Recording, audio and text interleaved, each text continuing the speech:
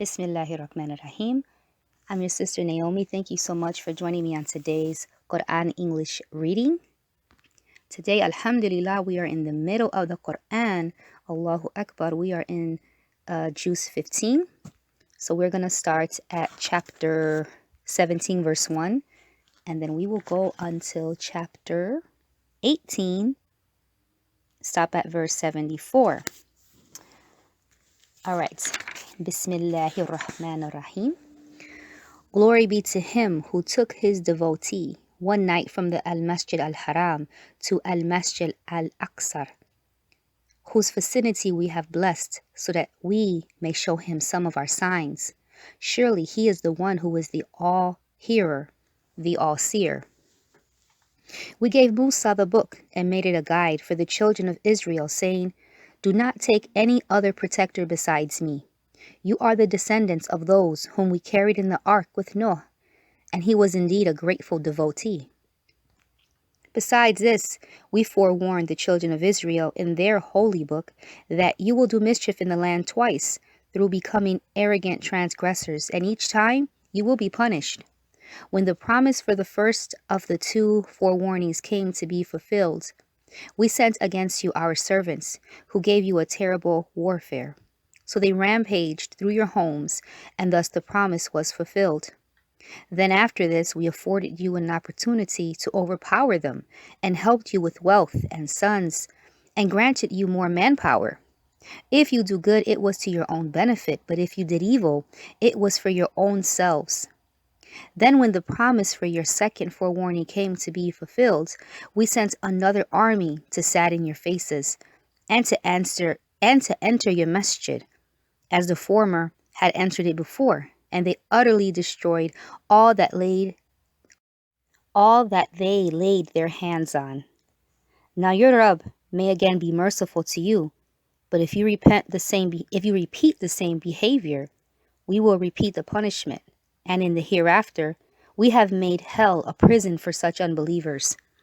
Surely this Quran guides to the way which is perfectly straight, and gives the good news to the believers who do good deeds, that they shall have a great reward.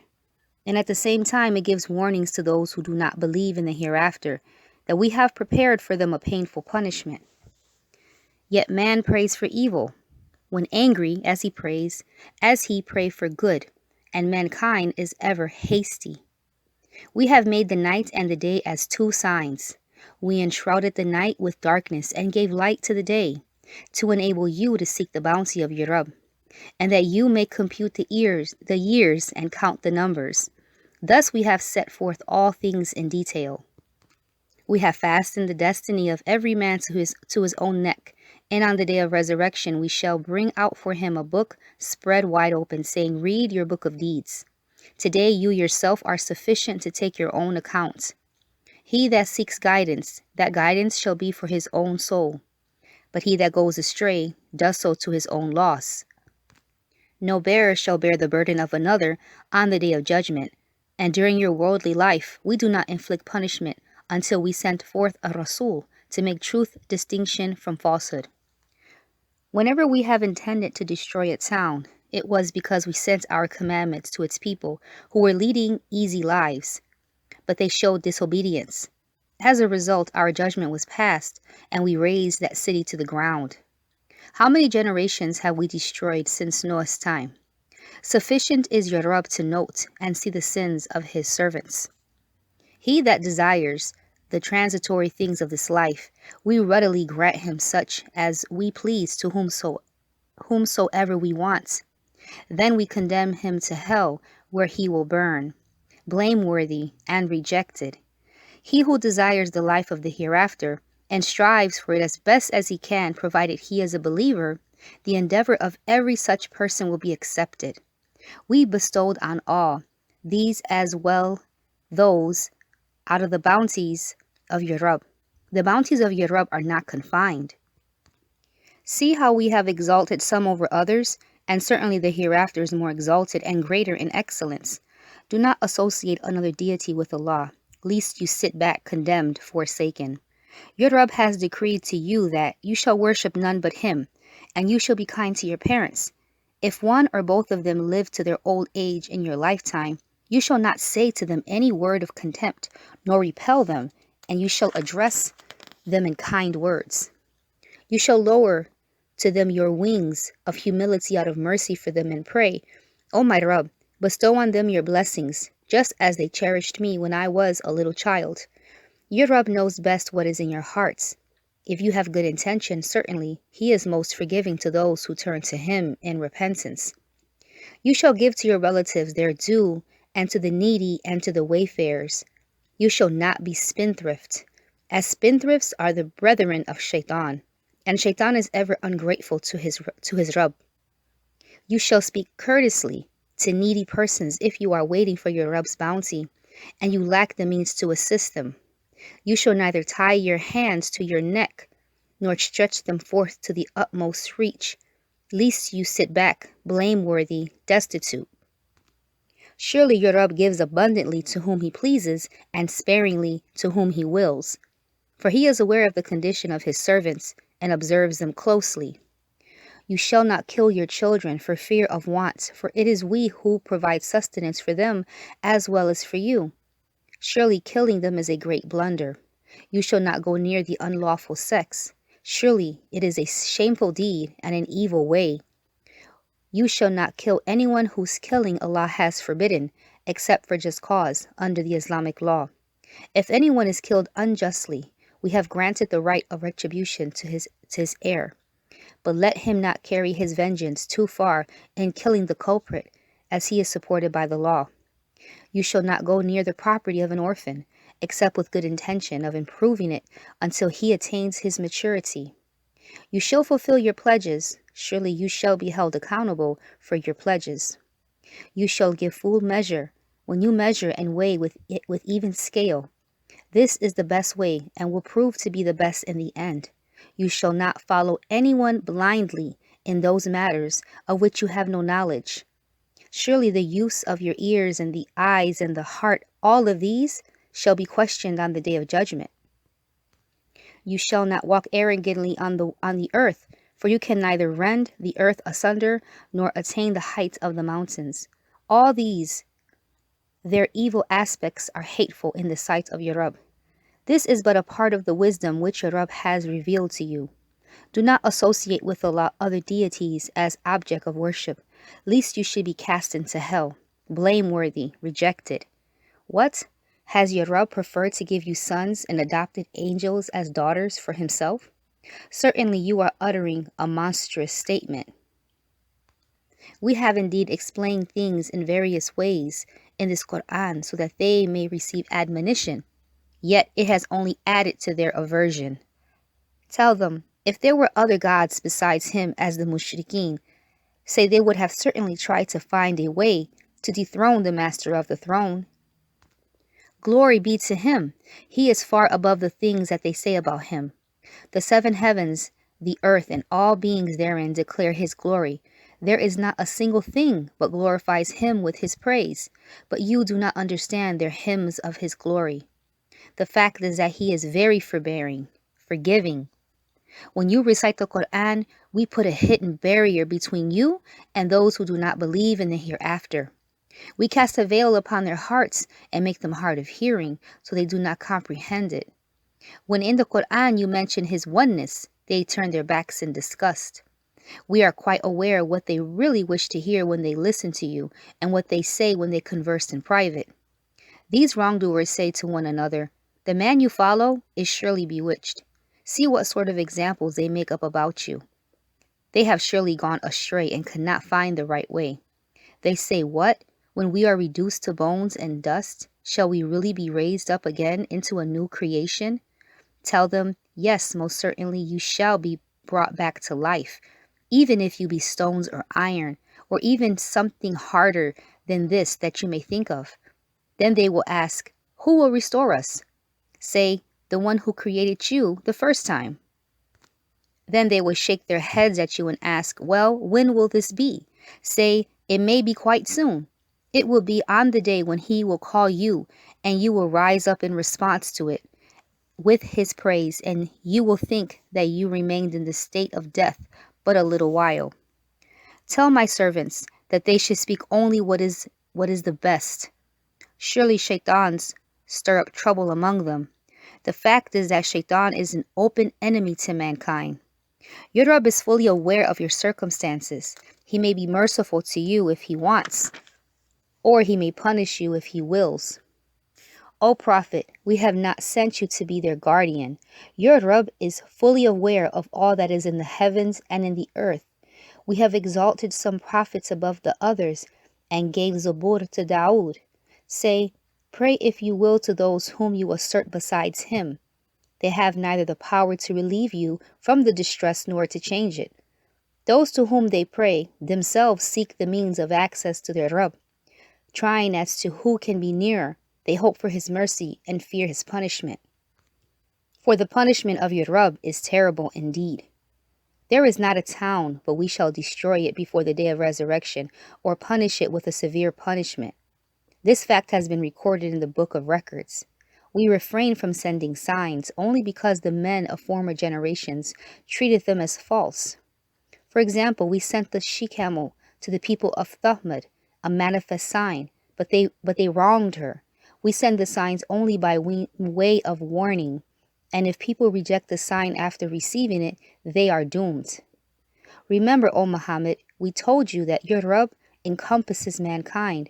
We made the vision, which we showed you, and the cursed tree of Zakum, which is mentioned in the Quran, a test for mankind.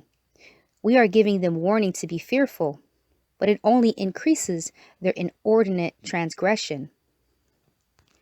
Recall the occasion when we said to the angels, prostrate yourselves before Adam. They all prostrated except Iblis, who replied, should I prostrate to the one whom you have created from clay? Then he asked, tell me, is this the one whom you have honored above me? If you give me respite to the day of resurrection, I will certainly lead astray all but a few of his descendants. Allah said, go away. Hell is your reward, and the reward of those who follow you. An ample reward it shall be. You may try to allure whomsoever you can with your seductive voice, muster against them all your cavalry and infantry, but be their partner in their riches and their children, and promise them what you will. The promises of shaitan are nothing but deception. As for my servants, you shall have no authority over them. Your Rabb is sufficient as their guardian. Your Rabb is the one who drives your ships across the ocean so that you may seek his bounty. Indeed, he is ever merciful to you. Whenever any adversity strikes you at sea, you forget all those whom you pray besides him and invoke only him. Yet when he brings you safe to the land, you turn your backs upon him. Indeed, man is ever ungrateful. Are you confident that he will not cave in the land beneath you, or let loose a deadly tornado upon you? Then you may not find anyone to protect you.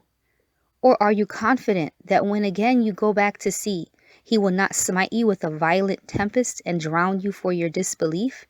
If that happens, then you will not find anyone who can question us regarding this end of yours. Indeed, we have honored the children of Adam, blessed them with convoyances on land and sea, provided them with good and pure things, and exalted them above many of our creatures. Just imagine the scene on that day, when we shall call every community with their respective imams. Then those who will be given their book of deeds in their right hand will read it with pleasure, and they will not be wronged in the least. But those who have played blind in this world will be blind in the hereafter, and go even further astray from the way to salvation. O Muhammad, these people have tried to entice you from our revelations, hoping that you might fabricate something in our name. Had you done that, they would have made you their friend. Had we not strengthened your faith, you might have made some compromise with them. In such a case, we would have given you double punishment in this life and in the life hereafter. Then you would have found no helper against our wrath. They almost scared you off the land in order to expel you from it. If they do so, they will not be able to stay here much longer after you. This has always been our sunnah with regards to the Rasuls whom we sent before you, and you will find no change in our sunnah. Establish salat from the decline of the sun to the darkness of the night, and read the Quran at Fajr for the reading of the Quran at Fajr is witnessed by the angels. During a part of the night, pray tahajjud and this Quran an additional prayer for you, that your Rabb may exalt you to a station of great glory, and say, "O my Rabb, make my entrance the entrance with truth, and make my exit the exit with truth, and grant me a supporting authority from yourself, and declare the truth has come and falsehood has vanished. For falsehood by its nature, is bound to perish. We have sent down in the Quran that which is a healing and a mercy for the believers, while to the wrongdoers it adds nothing but loss. Man is a strange creature. When we bestow our favors on him, he turns his back and drifts off to one side. And whenever evil touches him, he gives himself up to despair. O Prophet, say to them, everyone acts according to his own disposition, but only your Rabb knows best who is on the right way. They put you questions about ar-ruh, the soul. Tell them, the soul is of the commands of my Rabb, and the knowledge you are given is but very little. If we want, we can definitely take away all that which we have revealed to you. Then you will find none to help you in getting it back from us. But your Rabb has blessed you with this knowledge. Surely his blessings upon you have been great indeed. Declare, even if all human beings and jinns combine their resources to produce the like of this Quran, they could never be able to compromise the like thereof, even if they backed up each other as best as they could. In this Quran, we have used different methods to make the people understand the message, yet the majority of them persist in unbelief. They say, we will not believe in you until you cause a spring to gush forth from the earth for us, or until a garden of date palms and grapes be created for you, and cause rivers to flow in it, or until you cause the sky to fall upon us in pieces as you have threatened us, or you bring Allah and his angels before us face to face, or a house made with gold comes into being for you, or you ascend to the sky. We shall not even believe in your ascension until you bring down to us a book that we can read. O Muhammad, tell them, glory be to my Rabb. Have I ever claimed to be anything more than a human Rasul? Nothing prevented people from belief when guidance came to them except the excuse, what? Has Allah sent a man like us to be a Rasul? O Muhammad, tell them, had there been in the earth angels walking about as settlers, we would certainly have sent down to them an angel from the heaven as a Rasul. Say, sufficient is Allah as a witness between me and you. He is the one who is aware and observant of his servants. Those whom Allah guides are rightly guided, and those whom he lets go astray shall find no protector besides him. On the day of resurrection we shall gather them all, prone on their faces, blind, deaf, and dumb. Hell shall be their abode. Whenever its flames die down, we will rekindle for them the fierceness of the fire. Thus shall they be rewarded because they rejected our revelations and said, when we are reduced to bones and decayed particles, shall we really be raised to life in a new creation? Can they not see that Allah, who has created the heavens and the earth, has power to create people like them? He has set a deadline for their lives. There is no doubt about it. Yet the wrongdoers refuse to do anything except to disbelieve. Say to them, if you had all the treasures of my Rabb's mercy at your disposal, you would have held them back for fear of spending. Man is ever so stingy. To Musa we gave 9 clear signs. Ask the children of Israel when he came to them and Pharaoh told him, O Musa, I think you are bewitched. Musa replied, you know it very well that no one except the Rabb of the heavens and the earth has sent down these signs as clear evidence. And O Pharaoh, surely I think that you are doomed to destruction. So Pharaoh resolved to remove Musa and the Israelites from the land of Egypt. But we drowned him and all who were with him. Thereafter we said to the children of Israel, settle down in the land, and when the time of final promise shall come to pass, we shall assemble you all together. We have revealed the Quran in truth, And with the truth it has come down, and O Muhammad, we have sent you only to give good news to the believers and to warn the unbelievers. We have divided the Quran into sections so that you may recite to the people with deliberation, and we have sent it down in gradual revelations to suit particular occasions. Say whether you believe in it or not. It is true that those who are endowed with knowledge before its revelation, when it is recited to them, they fall upon their faces in prostration and say, "Glory be to our Rabb. Our Rabb's promise has been fulfilled." They fall down upon their faces, weeping as they listen, and this increases their reverence. O Prophet, say to them, whether you call him Allah or call him Rahman, it is all the same by whichever name you call him, because for him are all the finest names. Offer your salat neither in too loud a voice nor in too low a voice, but seek a middle course, and say, "Praise be to Allah, the one who has begotten no son, and who has no partner in his kingdom, nor is he helpless to need a protector, and glorify his greatness in the best possible way." So now we're on the 18th chapter, the cave, Surah Al-Kahf. Bismillahir Rahmanir Rahim, in the name of Allah, the Compassionate, the Merciful.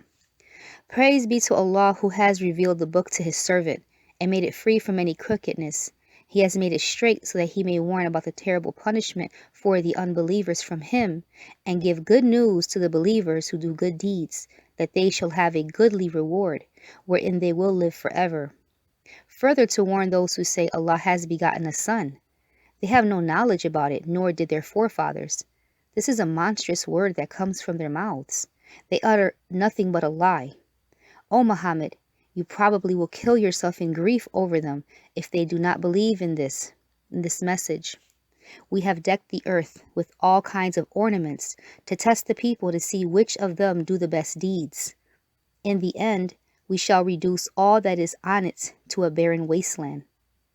Do you think that the companions of the cave and of Ar-Rakim were a wonder among our signs?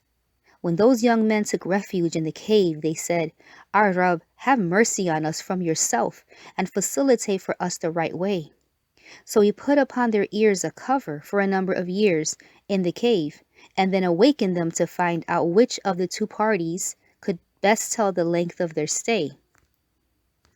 Now we tell you their real story. They were young men who believed in the Rabb, and we increased them in guidance. We put courage in their hearts when they stood up and declared, "Our Rabb is the Rabb of the heavens and the earth. We shall never call upon any other deity except him, for if we do, we shall be uttering blasphemy." These people of ours have taken for worship other gods besides him. If they are right, why do they not bring forth any convincing proof of their divinity? Who is more wicked than the one who invents a lie about Allah? The young men said to one another, "Now that you have withdrawn from them and denounced those deities whom they worship beside Allah, let us take refuge in the cave. Your Rabb will extend to you his mercy and provide you a means of safety." If you could look at them in the cave, it would appear to you that the rising sun declines to the right from their cave, and as it sets, passes them on the left, while they lay in an open space in between. This is from the signs of Allah. He whom Allah guides is rightly guided, but he whom he lets go astray, you will find no guardian to lead him to the right way. If you could see them, you might have thought them awake, though they were asleep. We turned them about to their right and left sides, while their dog lay stretched out with his forepaws at the entrance. Had you looked at them, you would have certainly turned away from them and flee in terror. In the same miraculous way, we woke them up from sleep so that they could question one another. One of them asked, "How long have you been here?" The others answered, "Maybe we have been here for a day or a part of a day." Finally, they concluded, "Our Rabb knows best how long we have stayed here. Anyhow, let one of us go to the city with this silver coin, and let him find who has the purest food and bring us something to eat. Let him behave with caution, and let him not disclose our whereabouts. For if they find you out, they will stone you to death or force you back into their faith, and in that case, you will never attain felicity." Thus did we reveal their secrets to the people, so that they might know that the promise of Allah is true, and that there is no doubt about the coming of the hour of judgment. They started arguing amongst themselves about their case. Some said, "Erect a building over them. Their Rabb knows them best." Those who finally prevailed over their matter said, "We shall indeed erect a place of worship over them." Some will say they were three, and their dog was the fourth. Others, guessing the unknown, will say they were five, and their dog was the sixth. And still others will say there were seven, and their dog was the eighth. Say, "My Rabb alone knows their number. None but a few really know their correct number. Therefore do not enter into discussion with them about their number except in a cursory way, nor ask any of them about the companions of the cave. Never say of anything, 'I will certainly do it tomorrow,' provided you add, 'if Allah wills.' And if you forget to say this, then call your Rabb to mind and say, 'I hope that my Rabb shall guide me and bring me ever closer than this to the right way.'" They stayed in their cave 300 years, plus in addition of another 9. O Prophet, say, Allah knows best how long they stayed. He is the one who knows the secrets of the heavens and the earth. Sharp is his sight and keen is his hearing. They have no protector besides him, and he does not let anyone share in his command. O Prophet, recite what has been revealed to you from the book of your Rabb. No one is authorized to change his words, and if you dare, you will find no refuge to protect you from him. Keep yourself content with those who call on their Rabb morning and evening, seeking his good pleasure, and let not your eyes turn away from them desiring the attraction of worldly life, nor obey the one whose heart we have permitted to neglect our remembrance, who follows his own desires and whose deeds were all in vain. O Prophet, proclaim, "This is the truth from your Rabb." Now let him who will believe in it and him who will deny it. As for those who reject it, for such wrongdoers, we have prepared a fire whose flames, like walls, will hem them from all sides. When they cry for help, they will be showered with hot water like boiling oil, which will scald their faces. What a dreadful drink, and what a horrible residence. As for those who believe and do good deeds, rest assured that we do not waste the reward of him who does good work. They are the ones for whom there will be the gardens of eternity, beneath which rivers flow. They will be adorned therein with bracelets of gold. They will wear green garments of fine, thick silk and recline on soft couches. What an excellent reward, and what a beautiful residence. O Prophet, give them this parable. Once there were 2 men. To one of them we had given 2 gardens of grapevines, surrounded with palm trees, and put between them land for cultivation. Both of those gardens yielded abundant produce, and did not fail to yield its best. We had even caused a river to flow between the 2 gardens, and because he had abundant produce, he said to his companion while conversing with him, "I am richer than you, and my clan is mightier than yours." When having wronged his soul, he entered his garden and said, "I do not think that this garden will ever perish, nor do I believe that the hour of judgment will ever convene. And if ever I am returned to my Rabb, I will surely find even a better place than this." His companion replied, while still conversing with him, "Do you disbelieve in Allah, who created you from dust, then from a drop of semen, and then fashioned you into a perfect man? As for myself, Allah is the one who is my Rabb, and I do not associate anyone with him. When you entered your garden, why did you not say it is as wonderful as Allah wanted it to be? No one has power except Allah, though you may see me poorer than yourself in wealth and children. Yet my Rabb may give me a garden better than yours, and may send down thunderbolts from the sky upon your garden, turning it into a barren wasteland. Or its water may sink so deep into the ground that you may not be able to pump it out. It so happened that all his fruitful garden was utterly destroyed, and there he stood, wringing his hands with grief over all that he had spent on it, while it lay waste before his eyes. He could only say, "I wish I had not associated anyone with my Rabb." He was so helpless that he could neither find anyone to help him besides Allah, nor could he himself avert that catastrophe. It was then that he realized that the only real protection comes only from Allah. His is the best reward, and his is the best requital. O Prophet, give them the similitude of the life of this world. It is like the vegetation of the earth that flourishes with the rain from the sky. But afterwards, the same vegetation turns into dry stubble, which is blown away by the winds. Allah is the one who has power over everything. Likewise, wealth and children are an attraction of this worldly life. Yet honorable deeds that last forever are better rewarded by your Rabb, and hold for you a better hope of salvation. You should prepare for that day when we will set the mountains in motion, and you will see the earth as a barren waste. When we shall assemble mankind all together, leaving not even a single soul behind. They all will be brought before your Rabb, standing in rows, and he will say, well, you have returned to us as we created you at first, even though you claim that we had not fixed any time for the fulfillment of this promise of meeting with us. Then the book of their deeds will be placed before them. At that time you will see the sinners in great terror because of what is recorded therein. They will say, woe to us! What kind of book is this? It leaves out nothing small or large. All is noted down. They will find all that they did recorded therein. Your Rabb will not be unjust to anyone in the least. When we said to the angels, prostrate yourself before Adam, so they all prostrated themselves except Iblis, who was one of the jinns, and chose to disobey the command of his Rabb. Would you then take him and his children as your protectors, rather than me, even though they are your enemies? What a bad substitute the wrongdoers have chosen. I did not call them to witness the creation of the heavens and the earth, nor their own creation. Nor do I take those who lead mankind astray as my supporters.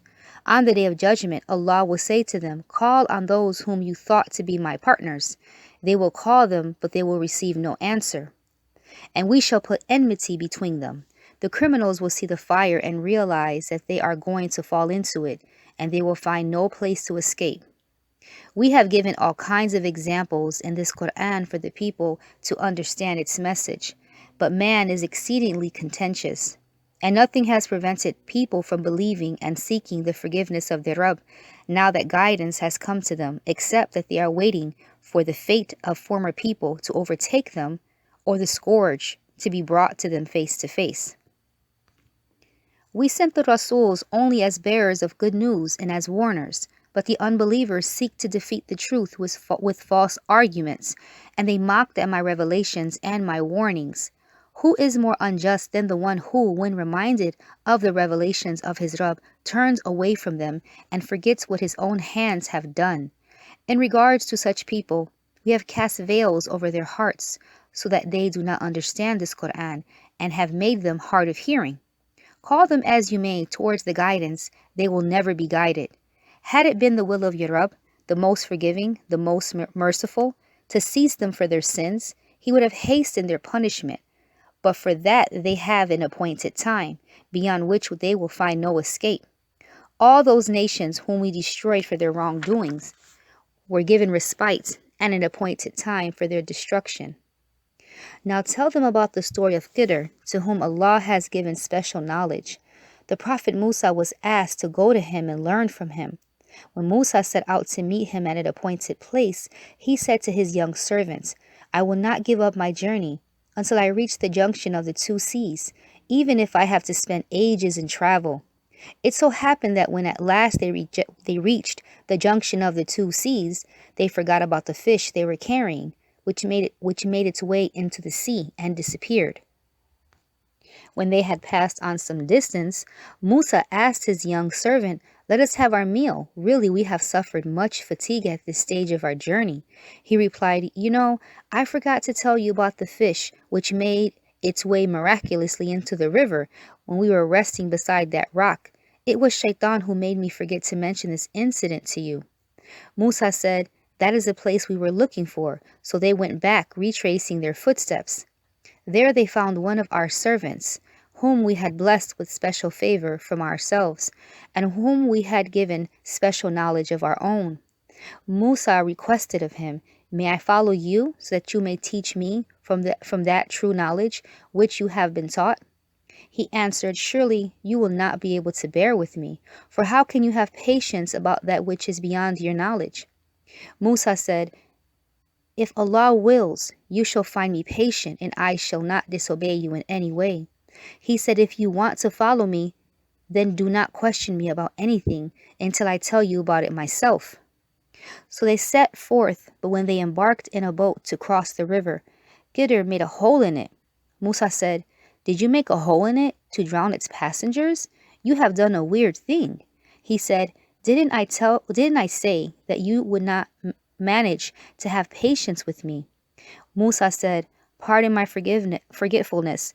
Please do not be hard in dealing with me on account of this mistake. So they journeyed on until they met a boy, and Khidr killed him. Musa said, you have killed an innocent person, though he had killed nobody. Surely you have done a horrible thing. Alhamdulillah, that's the end of Juz 15. Next reading, we'll pick up at Juz 16, which will start chapter 18, verse 75, and will end at chapter 20, verse 135. Assalamu alaikum wa rahmatullahi wa barakatuh.